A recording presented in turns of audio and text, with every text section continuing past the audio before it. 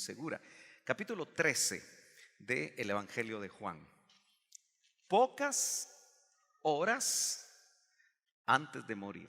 ¿Alguno de ustedes ha hecho cuentas de cuántas horas realmente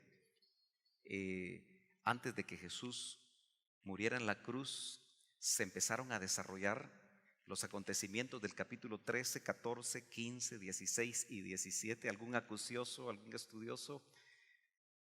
¿Todavía no ha tenido usted esa curiosidad?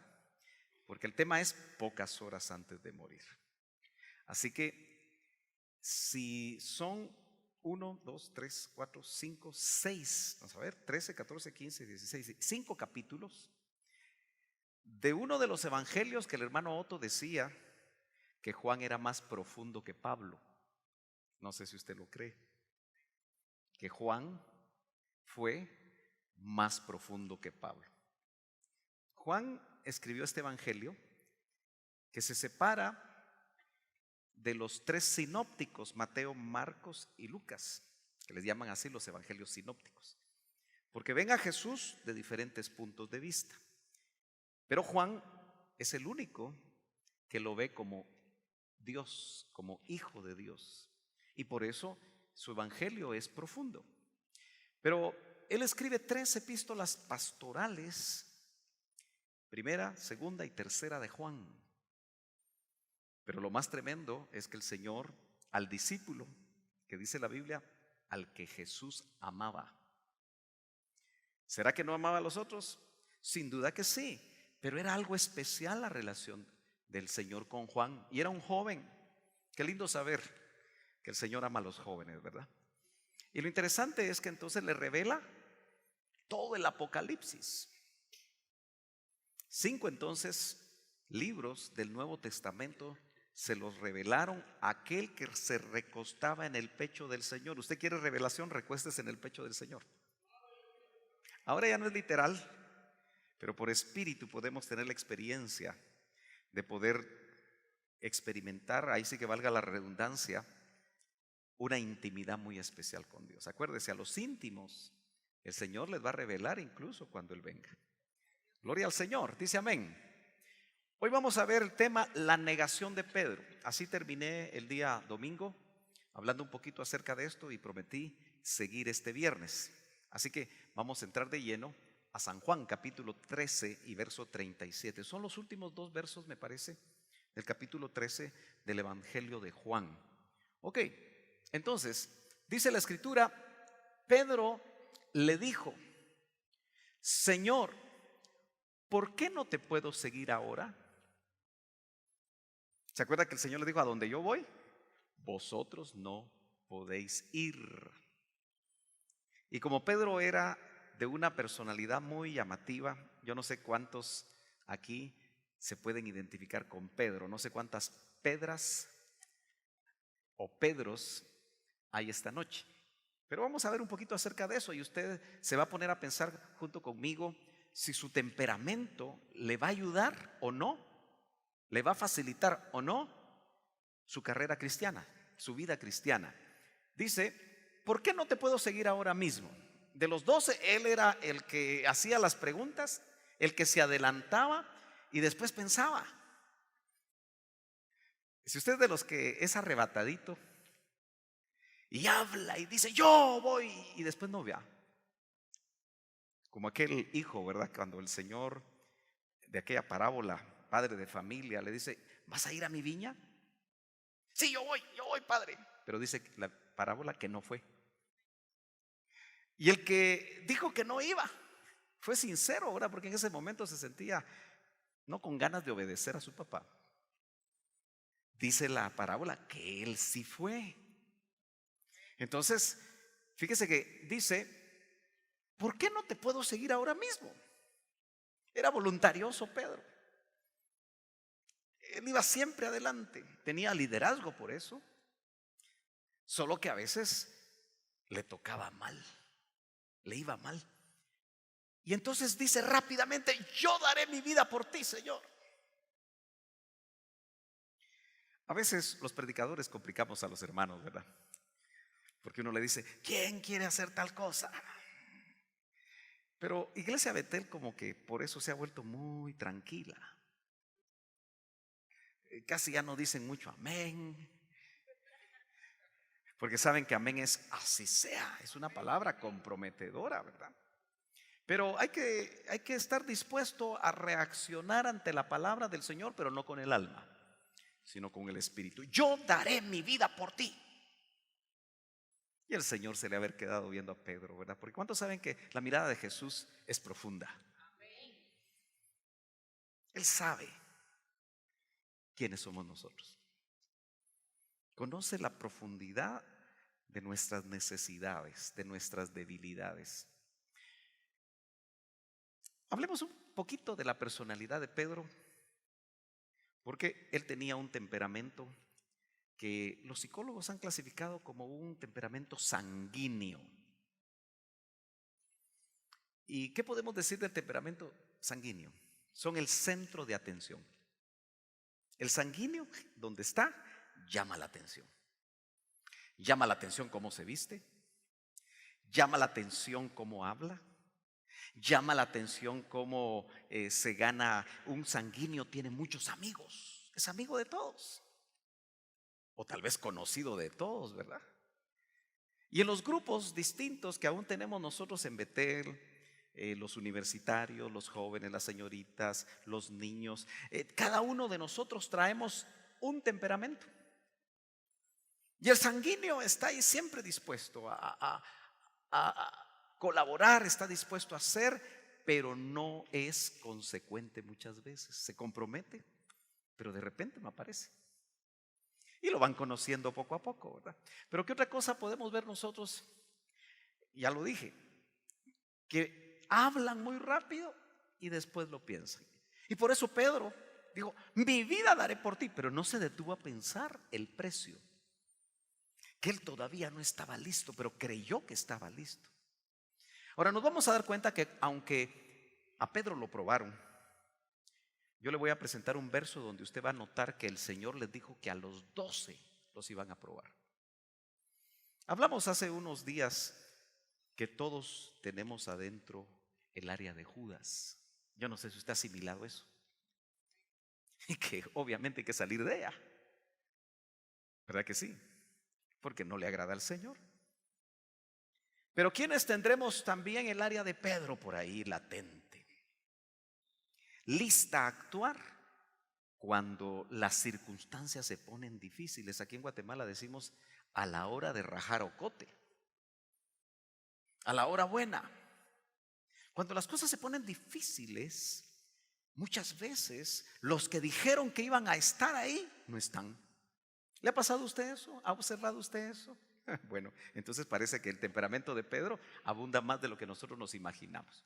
Ahora, la pregunta que yo me hago es si ese temperamento que usted tiene, que puede ser flemático, sanguíneo, colérico, y el colérico no es que usted solo esté enojado todo el tiempo.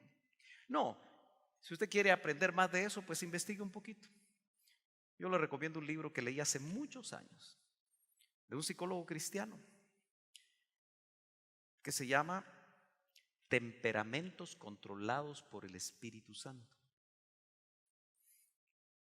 Se lo vuelvo a repetir, temperamentos controlados por el Espíritu Santo. Quiero decirle que cada temperamento tiene virtudes y tiene debilidades. Entonces las virtudes, que el Espíritu las potencie para bendición de la familia, para bendición de la iglesia, para bendición de la obra de Dios. Pero las debilidades de nuestros temperamentos, que el Espíritu Santo las controle. Amén. A veces un flemático es muy ordenado. Las camisas las tiene ordenadas por colores. Los closets son impecables. Si usted ve el closet de un sanguíneo, nunca encuentra nada, porque es desordenado el sanguíneo. Pero el flemático es muy ordenado. Y así uno puede encontrar diferentes temperamentos que yo diría que enriquecen la obra de Dios. Por eso cuando uno trabaja con personas, tiene que tener esos conocimientos, porque de lo contrario Va a exigir más de la cuenta a un flemático que cuesta que se mueva, a veces parece una tortuguita. En cambio, un sanguíneo es una liebre que ya va hasta adelante, pero cuando va corriendo dice, ¿y qué tenía que hacer? ¿No le ha pasado a usted eso? Pero la pregunta que el Señor me hacía a mí, a mi corazón, y yo que les hago a ustedes es, ¿será que el Espíritu realmente puede controlar nuestro temperamento? ¿Será que nuestro temperamento y específicamente nuestras debilidades nos pueden detener en la obra cristiana? ¿Nos pueden detener en la carrera? Sin duda. Entonces, vamos a ver que parte de eso, cuando el Señor conocía lo interno de Pedro, lo interno de Judas, lo interno de Felipe, lo interno de cada uno de los 12 discípulos, con razón el hermano Otto nos hablaba de las 12 áreas del alma, tipificado en los caracteres de cada uno de sus discípulos. Muy bien, en el verso 38 dice, ¿se acuerda que él dijo, mi vida daré por ti? Así entusiasmado y con la espada, con la mano en la espada, porque la acababa de usar, o no la había usado todavía. No la había usado todavía, ¿verdad? Faltaba unas horas para que usara la espada, entonces ya la llevaba en el cinto. ¿Conoce usted cristianos en Oriente que llevan la pistola aquí, en la bota? Yo he conocido cristianos así, que llevan su pistolita aquí en la bota, por aquello que los venadeen, ¿verdad? Solo que a veces ni tiempo les da. Pero hay cristianos que creen que con su magnum o su pistolita van a resolver las cosas, ¿verdad? Y van a salvar su vida. Usted trae su Biblia, ¿verdad? Que es el arma, espada de 2 filos. Pero hay que ir a ver, un día voy a hacer requisa de los carros, a ver si no anda usted con su pistola allá debajo del sillón. Bueno, pero si lo hace, ya es decisión suya, ¿verdad? Dice, tu vida darás por mí. Y seguramente se le quedó viendo a los ojos. Mire, cuando usted hable con un hermano, háblele a los ojos. Cuando le hable a su esposa, háblele a los ojos.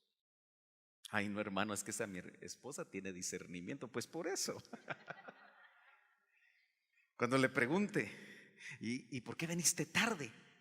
Hermana, un consejo, mírelo a los ojos. ¿Aló? Porque cuando un esposo dice, es que fíjate que tal cosa, y no da los ojos, o un hijo no da los ojos, porque los ojos son las ventanas del alma. Y lo que queremos todos es ayudarnos unos a otros. Dice amén.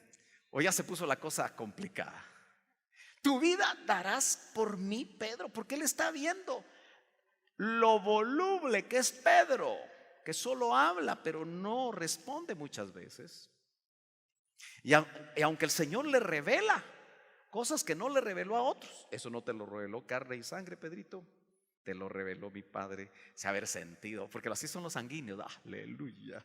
Y se le haber quedado viendo a Judas, ¿verdad? Y a Juan y a Jacobo, como quien dice, ¿ya vieron muchachos?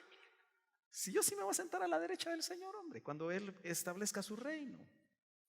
Entonces, dice, en verdad, eso en el original se lo dije, es amén. Él dijo, amén, amén, dijo. Y se traduce, en verdad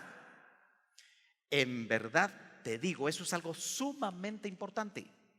Cada vez que aparece, diríamos, ese hebraísmo en la Biblia, en el Nuevo Testamento, porque es una palabra hebrea, pero metida en el Nuevo Testamento que se escribe en griego, dice, no cantará el gallo sin que antes me hayas negado. ¿Cuántas veces?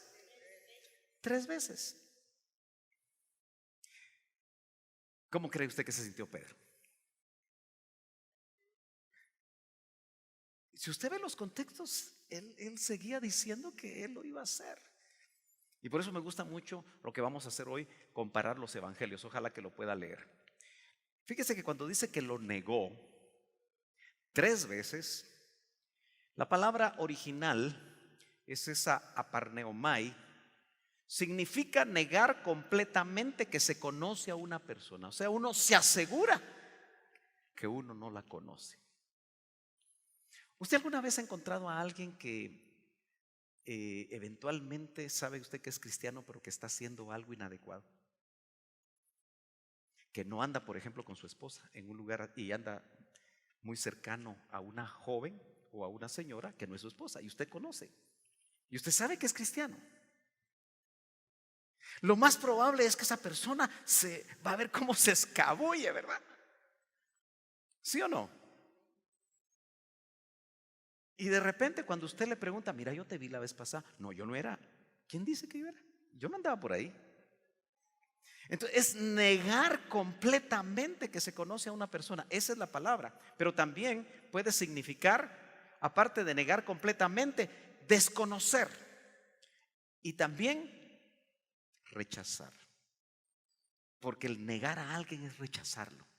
Ahora, usted se imagina a Pedro que el Señor le dijo: Pedro, tú eres pescador, pero te voy a hacer pescador de hombres.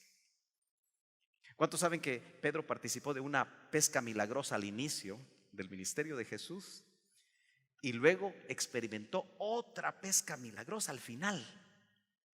Así que hay que estudiar las pescas milagrosas, ¿verdad? ¿Qué nos quieren enseñar? Pero cuando él vio que esa pesca era completamente sobrenatural, dijo: Señor, apártate de mí porque soy hombre pecador. Él percibió que él era el Hijo de Dios. Él tuvo testimonio, el Padre se lo reveló. Tuvo la maravillosa experiencia de caminar sobre el agua igual que el Señor. ¿Cuántas experiencias en 3 años y medio, mis hermanos? Pero con lo que hizo en un momento de debilidad. Porque si Pedro no se hubiera sentido tan campeón, se hubiera quedado con los otros. No sé si me doy a entender. Pero él expuso su vida al seguir al Señor, porque él creía que tenía la suficiente capacidad en sí mismo. Él todavía no tenía claro el ministerio del Espíritu Santo, porque el Señor ahí en esos 5 capítulos les va a empezar a hablar fuertemente acerca del Espíritu Santo, porque es el otro Paracleto el que los va a ayudar en sus debilidades y va a estar a la par de ellos. Él no era consciente completamente de lo que el Espíritu Santo podía hacer. Es más, por el contexto que ellos están viviendo y por la forma como se necesitaba que el Señor muriera, resucitara y luego viniera el otro Paracleto en Hechos 2, todavía no podíamos decir que el Espíritu Santo estaba dentro de ellos, porque se los dijo: el Espíritu Santo que ahora mora con vosotros, ¿sí? Con, al lado de, estará en futuro. Esa era la promesa. En vosotros. Nosotros tenemos ahora el Espíritu Santo dentro, si es que nacimos de nuevo. Y si somos bautizados con el Espíritu Santo, tenemos y debemos de tener dones y frutos para poder caminar. Y por eso el Espíritu Santo va a hacer que haya gobierno sobre nuestras emociones, sobre nuestras debilidades que por temperamento nosotros tenemos. Ahora, mire qué interesante entonces, rechazar. Ahora, claro, nosotros le echamos el tráiler a Pedro, ¿verdad? Pero ¿cuántas veces nosotros estamos rechazando al Señor cada día, negándolo? Y vamos a llegar a eso rápidamente, porque hoy tengo que ser un poquito rápido. ¿Logra leer? Los que están atrás logran leer, ojalá. Si no, se pueden acercar. Pero aquí usted puede ver que el cumplimiento de lo que el Señor le dijo, profetizándole como un verdadero profeta a Pedro lo que iba a suceder, usted lo va a encontrar en Mateo 26, verso 58 y luego del 69 al 75. Aparece en Marcos 14, verso 54 y del 66 al 72. También aparece el relato en Lucas 22, del 55 al 62. Y finalmente lo vemos en San Juan capítulo 18, verso 15, 18 y del 25 al 27. Quiere decir que los 4 evangelios recogen el cumplimiento de lo que a Pedro le aconteció y que él no lo creía. Ahora yo subrayé, puse en rojo algunas cosas acá que son bien importantes porque esto se llama armonía de los 4 evangelios. Y es importantísimo cuando usted está viendo algo en los evangelios que usted lo pueda estudiar de esa manera para que entonces tenga mayor claridad de lo que está sucediendo. Note cómo en Mateo, vamos a ver básicamente lo conducente.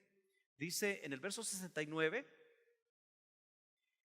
una sirvienta se le acercó y dijo: tú también estabas con Jesús, el Galileo.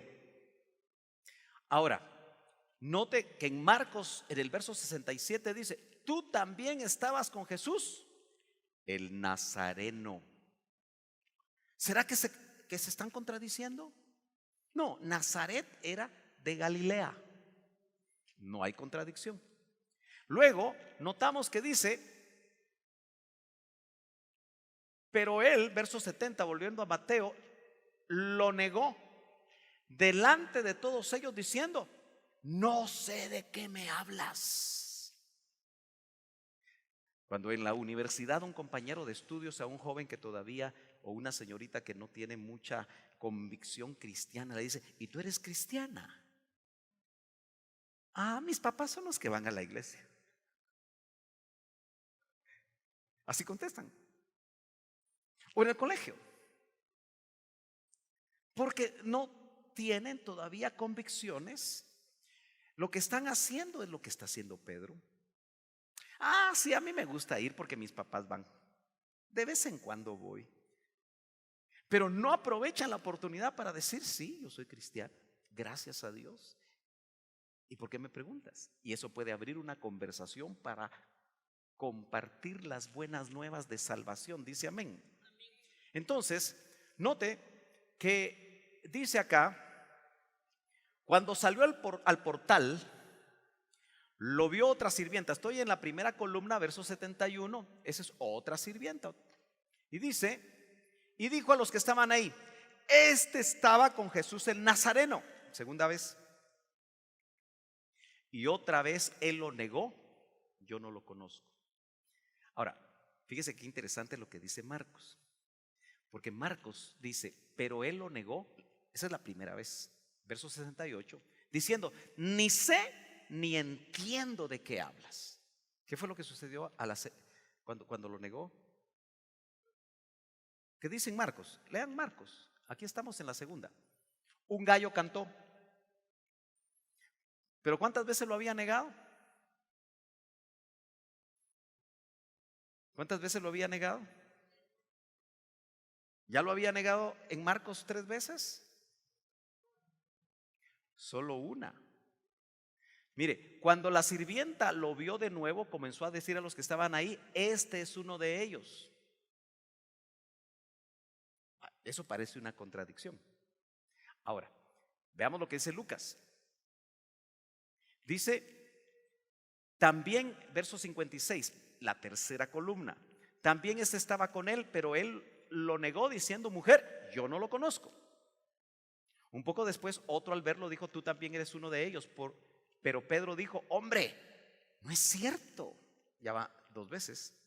Juan, la cuarta columna, dice: ¿no eres tú también uno de los discípulos de este hombre? Note que ahí ya dijeron, añade Juan, discípulo. Y dijo: no lo soy. Bueno, veamos esta otra rapidito. Ahí estaba con Jesús el Nazareno, dice siempre Mateo, y él dijo: yo no conozco a este hombre. Verso 73, seguro que tú también eres uno de ellos, porque aún tu manera de hablar te descubre. Yo le quiero hacer una pregunta, hermano, joven, hermana. ¿A ti te identifican como cristiano sin que digas que eres cristiano por tu manera de hablar? ¿Te ha pasado eso? O cuando tú les dices que eres cristiano, y usted es cristiana, pero esas tapotas que le he oído decir, y esa manera de hablar que usted tiene. Pero a Pedro lo identificaban por la manera de hablar. Entonces un verdadero cristiano, ojo, si viene persecución, solo su manera de hablar, porque de lo profundo del corazón habla la boca. Mire lo que dice Juan. Pero él negó otra vez, y poco después los que estaban ahí volvieron a decirle: seguro que tú eres uno de ellos. Verso 70 en la segunda columna. Ellos: pues también eres Galileo. ¿Será que había una manera de vestirse de los galileos especial? ¿Será que se cortaban el pelo de una manera especial? ¿Cómo fue que identificaron que era Galileo? ¿Será que tenían un acento especial? No lo sé, pero lo identificaron como Galileo. Y habían dicho de Jesús que era Galileo.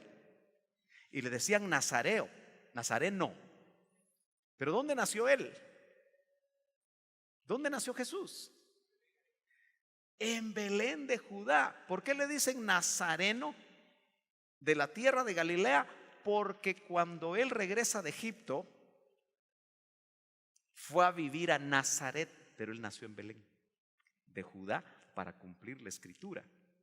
Ahora mire pues, en el verso 71, como él ya oyó que sabían que era Galileo, ¿qué hizo Pedrito?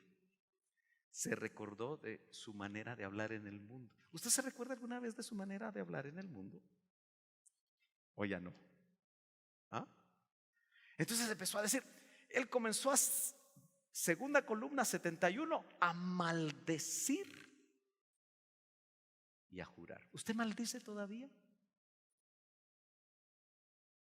Y a jurar, pero ese era un juramento donde él quería convencer a los demás. Y los juramentos en el original es algo que tiene que ver como aquel que dice, por Diosito, hombre. Y eso no lo deberíamos de manejar nosotros. No jures por la tierra, no jures por lo que él crió, no jures por Dios. Pero mucha gente todavía dice, ay, te lo prometo, por Diosito. Bueno, ya el hermano me añadió otra frase, vive Jehová que es así. Uy, uy, uy, qué peligroso. Verso 72, y al instante un gallo cantó por segunda vez. Quiere decir que cada negación era el canto de un gallo, ya se dio cuenta. La primera, un canto. La segunda, otro canto.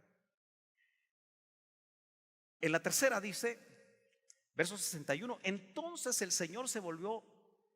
Me interesa mucho esto, leamos desde el 60. Pero Pedro dijo, hombre, yo no sé de qué hablas. Y al instante, estando él todavía hablando, cantó un gallo. ¿Qué pasó después? Yo no sé dónde estaba el Señor, pero dice, se volvió y miró a Pedro. ¿Con qué mirada cree usted que lo vio? Le voy a hacer una pregunta más personal. ¿Con qué mirada miraría usted a alguien con el que usted caminó 3 años y medio y lo bendijo y lo abrazó y le habló la palabra de Dios y dijo tantas cosas y lo tenía tan cercano a Pedro? ¿Cuál, así honestamente, cuál sería la mirada suya? ¿De reproche? ¿De tristeza? ¿Qué más? ¿Una mirada de te lo dije? ¿De decepción? ¿Cree usted que esa sería la mirada de Jesús?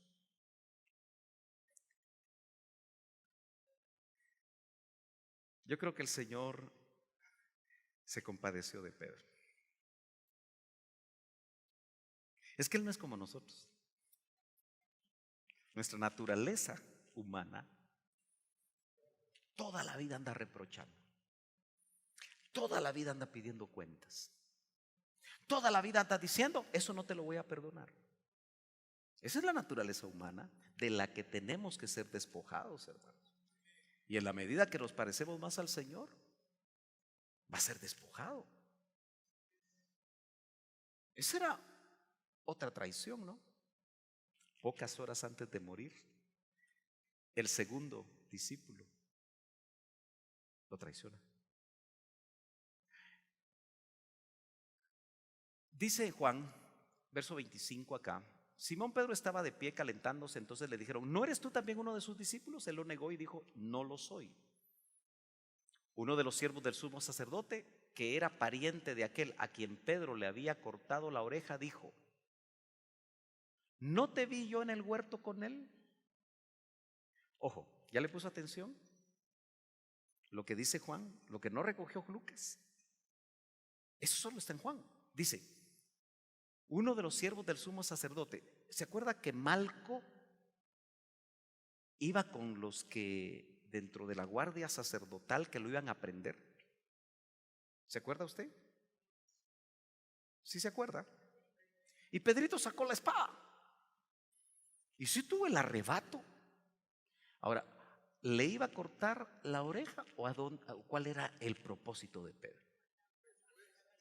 ¡Juas! Dicen que los samurái, cuando prueban sus espadas, ponen a una persona así, bueno, era en tiempo antiguo, ¿verdad? Y si el sable cortaba de un tajo la cabeza, estaba buena la espada. Imagínense eso. Bueno, yo no sé si Pedro había recibido clases de samurái, pero no tenía su espada de samurái, tenía su espada, pero él apuntó a matar. Y usted sabe, el Señor hizo el milagro, pero hubo alguien que dijo: ¿no estabas tú ahí? Vamos a regresar un poquito. Dice que era pariente de aquel a quien Pedro le había cortado, era pariente de Malco. Ahora, dígame, si a usted alguien hiere a alguien de su familia, ¿usted se queda tranquilo? ¿Ah? Tendemos a reaccionar y a defender, ¿verdad? A menos que nos pongan también la pistola a nosotros, puede ser que ya no defendamos. Pero ese familiar dice, a quien Pedro le había: ¿no te vi yo en el huerto con él? Pedro le negó otra vez y al instante cantó un gallo. Ahora, si vemos aquí el verso 62 en la tercera columna, dice que Pedro lloró porque se acordó y lloró amargamente. O sea, era sensible. ¿Qué queremos decir con eso? Pedro grafica muy bien nuestra naturaleza, hermanos amados.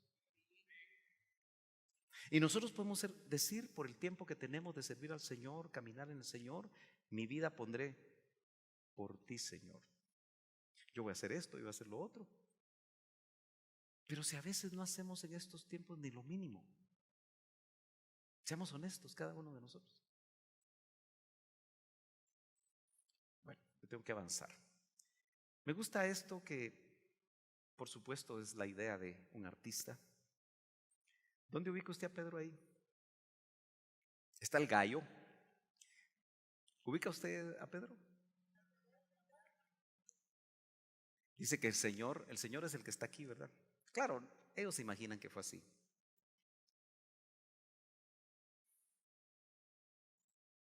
Lo vio.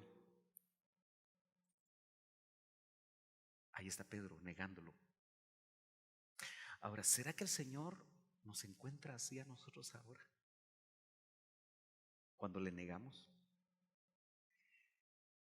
Dice que lloró amargamente, expresó sus sentimientos. Por eso, ojo, el Hijo de Dios tiene que tener libertad para expresar sus sentimientos. Es inaudito que la vida, las experiencias difíciles, los falsos conceptos que los hombres no lloran, eso es un falso concepto. Si a los hombres no se les permitiera llorar, Dios no les hubiera puesto sacos lagrimales para que lloraran también. Pero a veces los falsos conceptos, los machismos, y acuérdese que son las madres las que hacen machistas, las madres que crían a hijos varones y los crían de una mala manera. ¿Por qué hay tanto machismo en México? Por los falsos conceptos que muchas veces tienen. Pero nosotros debemos aprender a tener libertad de derramarnos cuando hacemos algo que no le agrada a Dios, ya sea en la iglesia, ya sea en nuestro cuarto. A veces tenemos tales formalismos que no permitimos que nadie nos vea. Yo conozco algunos de por acá que son estoicos. Nada los mueve. Me recuerdan aquella obra literaria que le ponían a leer a uno en primaria o en secundaria, Los árboles mueren de pie. No, los cristianos tenemos que expresar nuestros sentimientos. Médicamente hablando, aquel que no expresa sus sentimientos se enferma, tarde o temprano. Ahí lo podemos ver, ¿verdad? Como le digo, son ideas de cómo pudo haber sido. ¿Llora usted amargamente su pecado? Ay, hermanos, yo ya no peco. Bueno, entonces le hacemos a Dios mentiroso. ¿Nos alcanza el pecado? Eso sí, la idea es que nos alcance cada vez menos. Debemos reflexionar sobre las varias formas que hay de negar al Señor hoy. Primero, avergonzándonos ante otros de ser cristiano. Ya se lo mencioné. Mire, solo medite usted en donde usted se avergüenza del Señor. Hay ámbitos donde cuesta más decir sí, yo soy cristiano. Ubique usted algún ámbito, a veces es la familia. Por ejemplo, usted va con una familia bien católica, es su familia, y lo invitan a un cumpleaños o a algo. Y lo primero que le van a decir, tú eres aleluya, me contaron. Sí, fíjate que es, y empieza la cosa.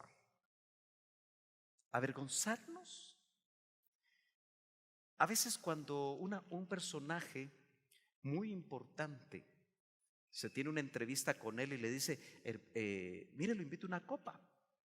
No, yo no tomo, pero no dice por qué. ¿Aló?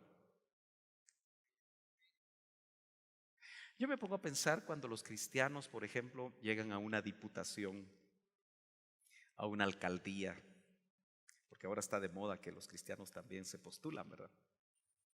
Le conté que alguien me invitó, me preguntó ciertas cosas, ya le conté, ¿verdad? Mejor ya no lo cuento más.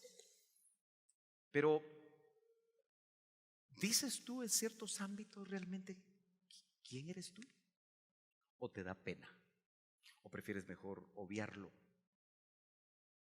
¿No será que nos avergonzamos? Pablo decía, no me avergüenzo del evangelio, porque es poder de Dios.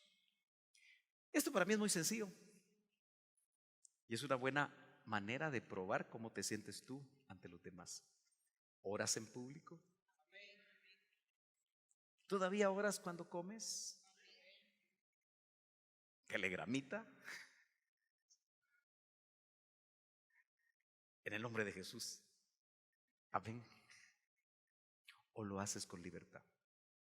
En tu trabajo. Cuando estás ahí en la mesa, porque algunos lugares tienen cafeterías y todo, y estás con jovencitas inconversas y tú eres la única cristiana, les dice, permiso, voy a orar. ¿Aló? ¿O no se hace ya? ¿Te da pena ponerle la mano a un enfermo en una calle, quizá un bolito que tuviste la oportunidad de hablarle y ahí en la calle? Yo me pregunto, ¿por qué tan pocos pueden predicar allá afuera? No todos los que predican allá afuera los viernes. Muchas veces son bien poquitos los que lo hacen, porque nos gusta más predicar aquí en el púlpito. ¿Aló? Yo cada vez que invito a alguien a predicar en la iglesia, casi nadie me dice que no. Pero muchos que predican aquí, no predican afuera. Yo me pregunto, ¿por qué? ¿Cuál es la razón? ¿Por qué nos gusta aquí, pero no nos gusta fuera de las cuatro paredes? Ya me está viendo usted serio, ¿verdad? Pero son reflexiones que tenemos que hacer. ¿No será que allá va a pasar fulanito, menganito, sutanito? Ve, ahí está fulano de tal predicando. Ese también es loco. En cambio, adentro no sabe porque él no es cristiano o ella no es cristiana. ¿No será que nos pasa eso? Tenemos que reflexionar. Mire, en el diario guatemalteco, los predicadores en los mercados son locos, o en los parques, ¿sí o no? Porque dicen cosas así, especialmente el que no tiene doctrina, y dice cosas a veces que no están ni en la Biblia. Entonces, como hay un estereotipo, invitarlo a usted a que vaya a un parque a predicar, ¿se siente cómodo o no se siente cómodo? Te tiene que preguntar eso. O un bus, donde todos lo van a ver.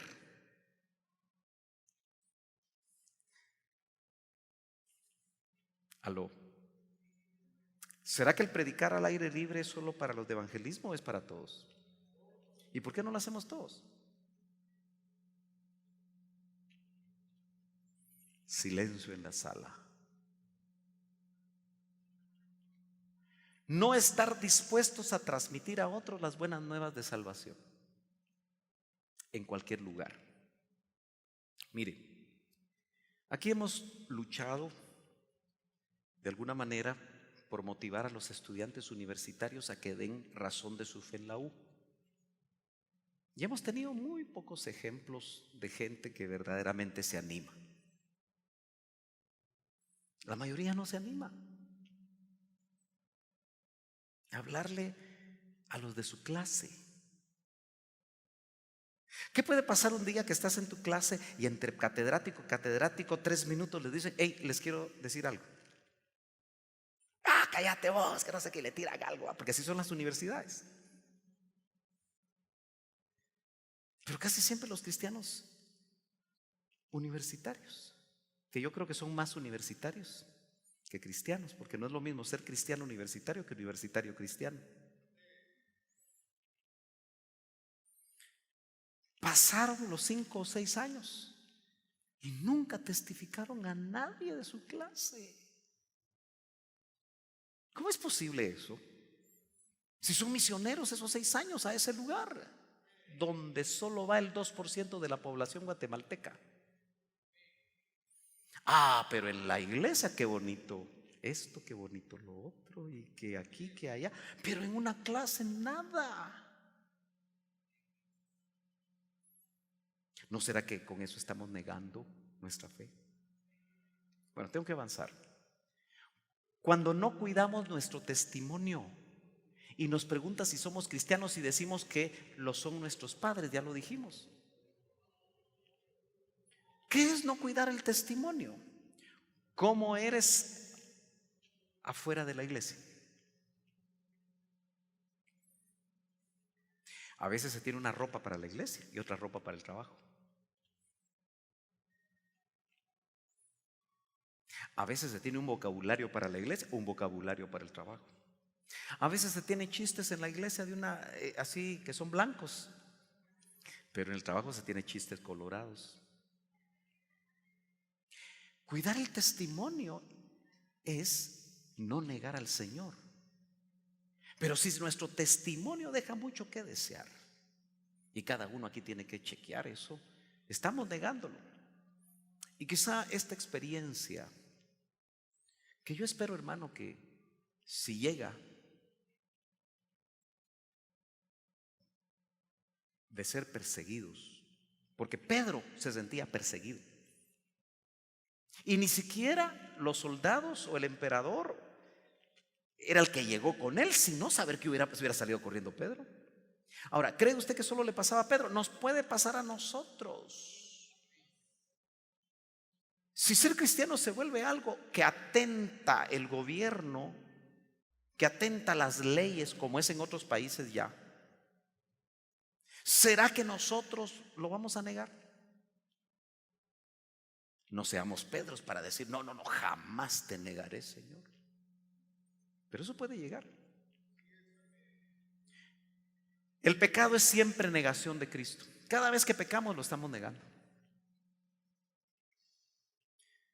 Porque Él nos dice que no hay tentación que sea más allá de una tentación humana. Y dice que juntamente con la tentación da la salida. Entonces quiere decir que nosotros podríamos realmente evadir el pecado una y otra vez, aunque en algún momento nos tome, pero de vez en cuando. Y que el pecado nos haga llorar amargamente. Ahora sí, después de pecar masticamos chicle, como esa mujer de Proverbios 7, ¿verdad? Que se fue a pescar, siendo casada, se fue a pescar a un joven y se lo convenció. ¿Sí? Así lo narra Proverbios 7. Y después dijo, aquí no pasó nada. Estamos negando a Cristo con una actitud de ese tipo. Voy terminando. El Señor nos conoce, ¿estamos de acuerdo? Sabe lo que hay adentro de nosotros y puede permitir procesos para que nos arrepintamos. ¿Por qué? Porque lo permitió en Pedro, lo vamos a ver rapidito. El área de Pedro también está latente en nosotros, así como el área de Judas. Y podríamos ver las otras áreas, pero no las vamos a ver en el contexto de esos 5 capítulos porque no están los demás. Marcos 14:27 dice: Jesús entonces les dice, mire cómo dice Marcos, me parece que es el único evangelio que lo dice así: todos seréis escandalizados en mí esta noche. Todos. Yo no sé si ahí estaba Judas cuando se lo dijo. Usted chequéelo en casa. Pero les digo, todos. ¿No cree usted que vienen tiempos donde todos podemos ser escandalizados por el precio tan alto que tenemos que pagar por ser cristianos? Guatemala ha tenido libertad de culto. Guatemala ha tenido bendición. Pero ¿qué ha hecho la iglesia con esa bendición? 50% de evangélicos, sí, religiosos. Pero ¿cuántos de ese 50%? ¿Cuántos de los miembros de Iglesia Betel realmente estamos dispuestos a pelear contra el pecado, como dice Hebreos, hasta el punto de derramar sangre? Así dice Hebreos. Es un pasaje que uno quisiera borrar, ¿verdad?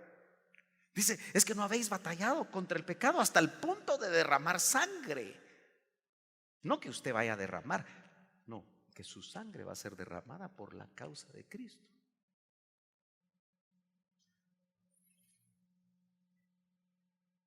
Porque escrito está: heriré al pastor y serán derramadas o desparramadas las ovejas.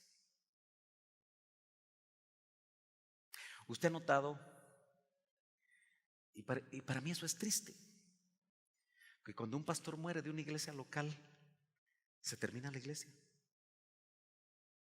¿Ha notado usted eso? Yo lo he visto en varias ocasiones. Bueno, para no ir muy lejos, murió el doctor Ríos y la diáspora en el IN. Todavía no ha terminado la diáspora. Todavía siguen habiendo separaciones. Cuidado con permanecer unidos por un hombre, porque eso no es correcto. Los hombres somos instrumentos de Dios nada más, pero por el que tenemos que mantenernos unidos y nuestra fe debe reposar es en Cristo.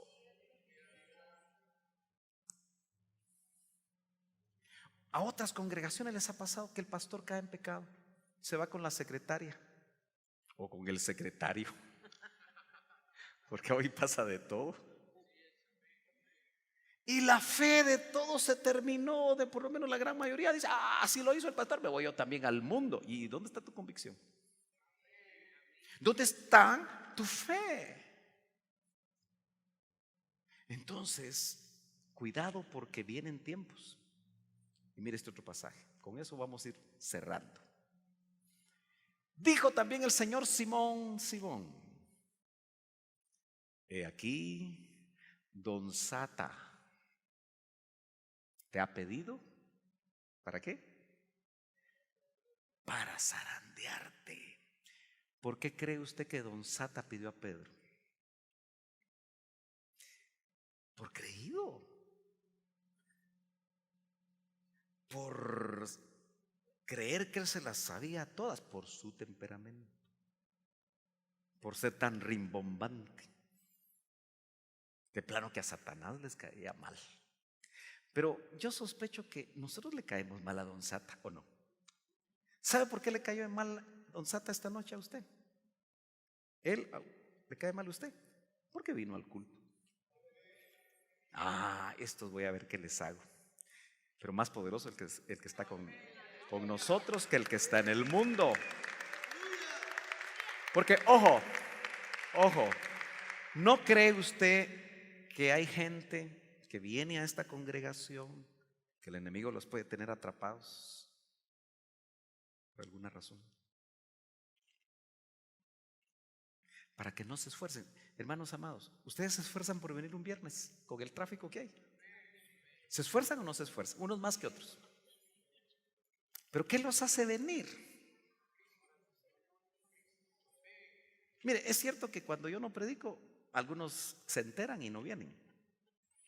El Señor les pedirá cuentas, hermanos. Disculpen que se los diga, pero les va a pedir cuentas. Porque ustedes no vienen por mí. Qué triste que vengan por mí. Ustedes vienen a oír palabra de Dios.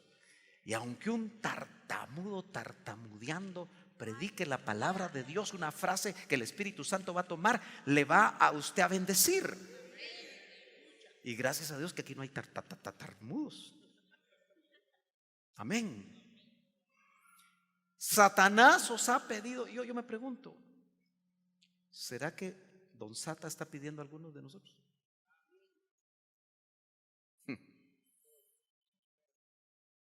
Continuamente se pide oración, ¿verdad? Este hombre que está ahí, que dice Guatemala en su playera negra, lo operaron a corazón abierto. Parece que, yo no sé con qué instrumento abren aquí, ¿verdad? Pero rompen el esternón o no. Y deben hacer con fuerza. Ya me está doliendo. ¿Cuántos meses te dolió en tu recuperación? Todavía quedan. ¿Y cuántos años? Pero este hombre no podía ni caminar. Su corazón ya no le funcionaba bien porque es una bombita, ¿va? Y hoy danza, hoy evangeliza, porque Dios le dio una segunda oportunidad. Ahora, ¿vamos a esperar nosotros algo parecido? No, hombre, mejor metámonos así buenos y sanos. ¿Aló? Claro, no voy a decir que él no lo hacía antes, pero un día va a dar su testimonio.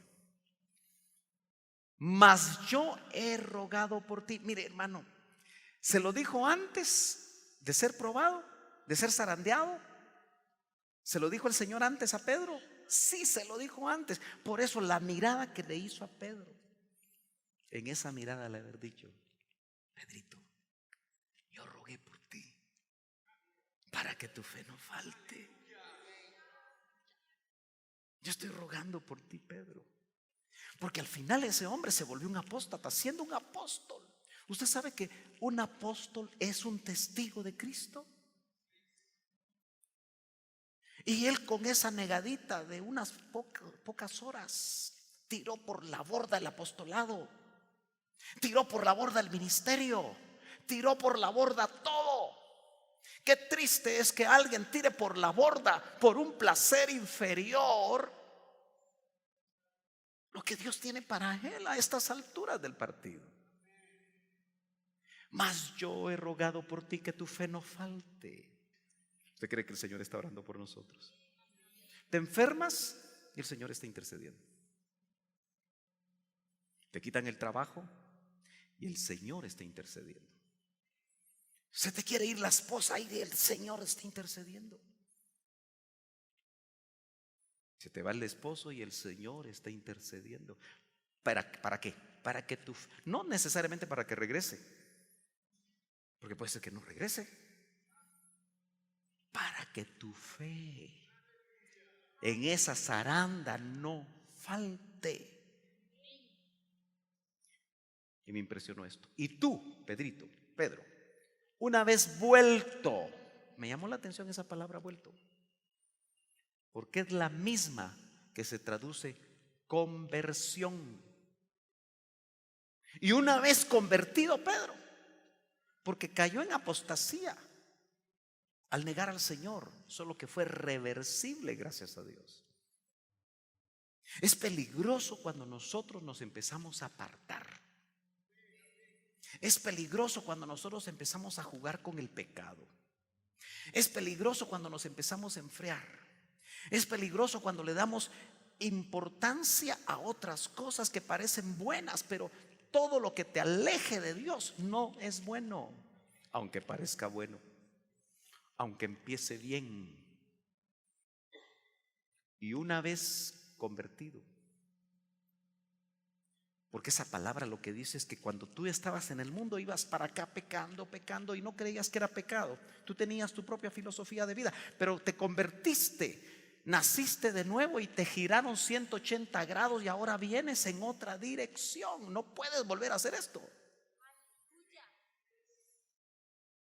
Y Pedro ya iba en una dirección y volvió a esa. No podemos, hermanos amados, estar jugando con Dios. Y cada uno de nosotros sabemos cómo estamos adentro. Por eso lo que les dije yo el miércoles a los hermanos: cuidémonos unos a otros, hermanos. Cuidémonos. Exhortaos los unos a los otros. Hay que ser sabios para exhortar. Exhortar no es regañar. Exhortar con sabiduría a alguien que ha perdido el paso. Jóvenes con jóvenes, señoritas con señoritas, adultos con adultos, familias con familias. No seamos indiferentes en esta iglesia, mis hermanos. Preocupémonos por los demás. Usted asiste a un discipulado, alguien perdió el paso, llámelo, exhórtelo. Mira, no te he visto, ¿qué pasó? Y terminamos. A pocas horas de la muerte de Jesús, sabemos que Pedro le negó. La conclusión muy sencilla es: cuidémonos que a pocas horas de su parucía le neguemos por no soportar el trato. No vengamos a la iglesia solo cuando todo camina bien. Un consejo pastoral: cuando se le venga la estantería encima, mire cómo hace, aunque sea gateando, venga a la iglesia. ¿Por qué? Porque se supone que aquí el Señor le va a ministrar fortaleza, le va a ministrar palabra, le va a ministrar lo que usted necesita. Pero el diablo generalmente convence a los cristianos que cuando les va mal, lo primero que hacen es dejar de venir a la iglesia. ¿Por qué seremos así? Cuando empieza un trato, ya no voy. ¿Ha notado que eso sucede? No. Cuando la cosa se pone fuerte, dura, hay zaranda, ven a la iglesia aunque no haya culto y ven a orar. ¿Cuántos saben que los martes a las 5 de la mañana o 5:30, ¿qué hora es, hermano May? A las 5 de la mañana aquí se ora. ¿Cuántos vienen? También se cuentan con los dedos de la mano. Pero está abierto aquí. Y usted me dice: pastor, yo quiero venir a orar el miércoles, se avisa en la puerta. Yo quiero venir a orar el jueves. Ay, pastor, es que me queda muy lejos. Yo voy a orar en casa. Pero usted se da cuenta que en casa casi no se ora. Seamos bien sinceros. Entonces, cuando la cosa se pone fuerte, ¿por qué será que aquí en Betel hay tanta necesidad y tantos problemas y tantas enfermedades y tantas cosas? ¿Será que estamos mal, que el Señor nos está castigando? ¿O que vamos bien? Tenemos que tomar una decisión. Y el Señor a través de sus procesos nos está perfeccionando. Tenemos que meditar acerca de eso. Pero hay zaranda. Usted no me dejará mentir. Pero el ayuno los sábados está vacío. Entonces, ¿hay zaranda o no hay zaranda? No me venga a decir usted, pastor, por favor, ore por mí, porque a usted Dios lo oye y a usted no. ¿A usted Dios no lo oye? Claro que sí. Si Él al corazón contrito y humillado no lo desprecia. Yo puedo interceder por usted y todas las peticiones que se presentan, intercedemos, pero eso no quita su responsabilidad delante de Dios. Usted dígale, sin dialogar con el diablo. Pero cuando lo esté atacando, o venga tormentas, porque hay tormentas de Dios y tormentas del enemigo.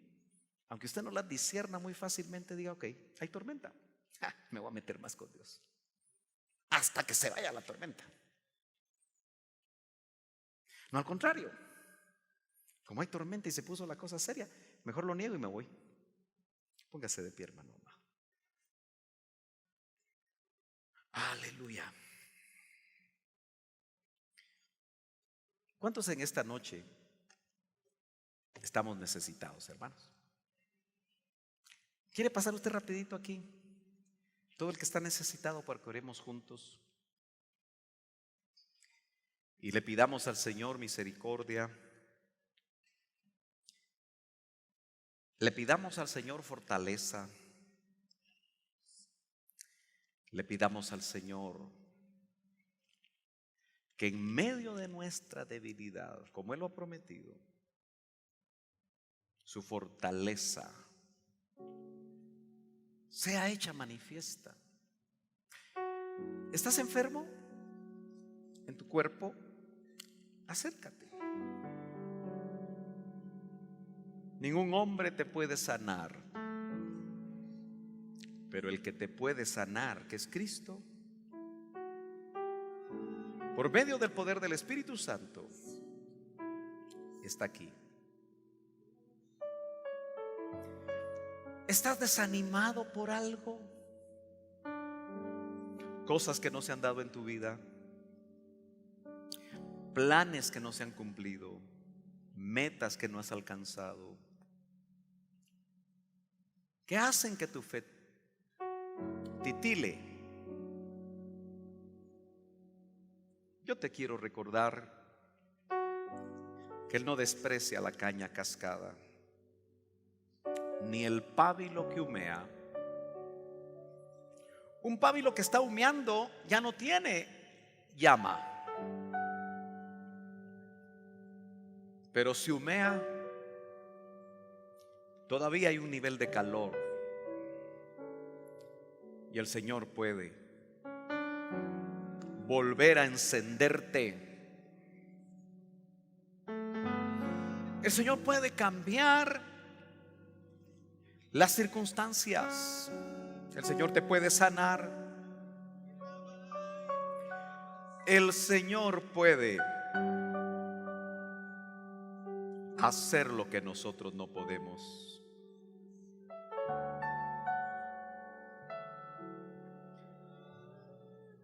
Pedro creyó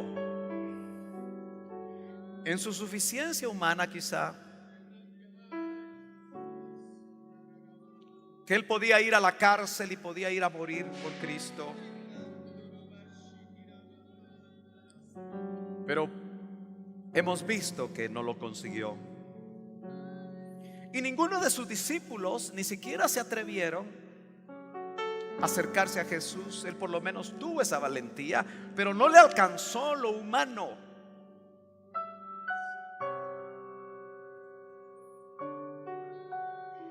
Pero los años posteriores le enseñaron a Pedro, ahora lleno del poder del Espíritu Santo, maduro,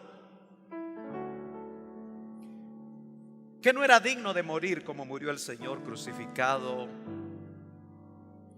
y pidió morir de otra forma.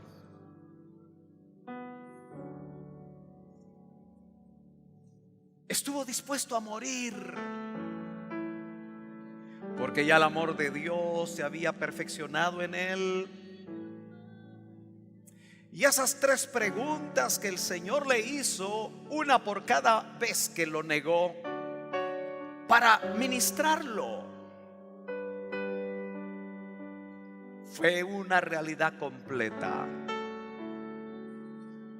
Porque por amor murió por el Señor como mártir.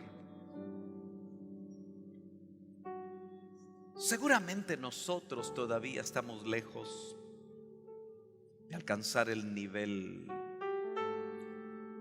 que el Señor espera de nosotros. Pero Él, en nuestro proceso y en nuestra necesidad, nos dice: fulano, mengano, ponga ahí su nombre. Te han pedido para zarandearte, pero yo ya rogué por ti y sigo rogando por ti para que tu fe no falte. Aprópiate de esa palabra esta noche. Llévala en tu corazón y sin importar la circunstancia, la situación, créela. Tienes intercesor. Todavía hay intercesor. No se ha tirado el candelero de oro que terminará con la intercesión. Por esa razón, sostente, no en tus fuerzas, en el poder de Dios. Dile con honestidad esta noche: Señor, yo no puedo. Lucho y caigo, lucho y caigo. Pero tú sí puedes. Y por eso en esta noche yo vengo en mi debilidad para que por medio del Espíritu Santo seas tú el que me fortalezca. Porque cuando somos débiles, dice la palabra, entonces somos fuertes. Así que si tú pasaste aquí debilitado por la fe y de acuerdo a la palabra del Señor, vete con fortaleza que no es tuya, porque el fuerte está dentro de ti. Es el fuerte el que nos va a levantar. Pedro lloraba amargamente y tal vez no se terminó esa situación en su alma difícil hasta que Cristo resucitado, unos pocos días después, llegó a él. No le reclamó, sino le preguntó: ¿me amas más que estos? 3 veces. Y aún ahí Pedro fue sincero. Ya no era el que confiaba en su propia prudencia. Señor, tú sabes, tú conoces, tú me conoces. Y qué lindo que en su debilidad y en su sinceridad el Señor lo delegó. Pastorea mis ovejas, pastorea mis corderos. ¿Se imagina usted la gran responsabilidad que el Señor le dio? Pero ahora ya no dependía de un Pedro inmaduro. Pronto iba a ser lleno del Espíritu Santo. Y ahora Pedro iba a depender del Señor. ¿Puedes decirle al Señor un momentito más levantando tus manos? que tú dependes de Él. Le puedes decir: Señor, yo dependo de ti. Yo no quiero ser independiente. Yo quiero ser dependiente de ti, Señor. Yo quiero ser dependiente de ti. Yo quiero esperar en ti. Mi confianza, mi seguridad, todo está en ti. Mi provisión, mi sanidad, la resolución de esos problemas que parecen imposibles están en ti. Acuérdate, termino. Pocas horas antes de morir, Pedro fue zarandeado. Seguramente pocas horas antes de que él aparezca, va a arreciar la batalla. Preparémonos hoy a depender del que es mayor que aquel que nos ataca. Padre, yo te doy gracias y te suplico que bendigas este pueblo. Las familias que no han venido, clamamos porque sean despertadas.